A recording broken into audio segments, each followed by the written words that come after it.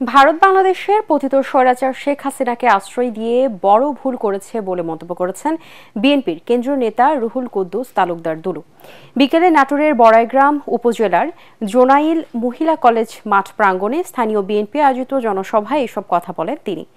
দুলু বলেন, গত ১৬ বছরের শাসনে শেখ হাসিনা বাংলাদেশকে ভারতের অঙ্গরাজ্যে পরিণত করেছে।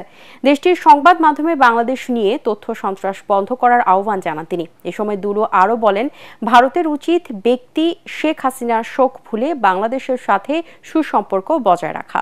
ভারতের মিডিয়ারা এখন লেগে পড়েছে কি করে বাংলাদেশের মধ্যে একটা অরাজকতা সৃষ্টি করা যায়।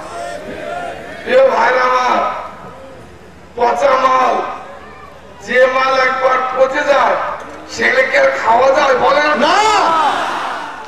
শেখ হাসিনার এই ১৫.৫ বছরে এমন আকাম কুকাম করেছে, এখন পার্শ্ববর্তী রাষ্ট্র মোদী এখন আর হজম করতে পারছে না।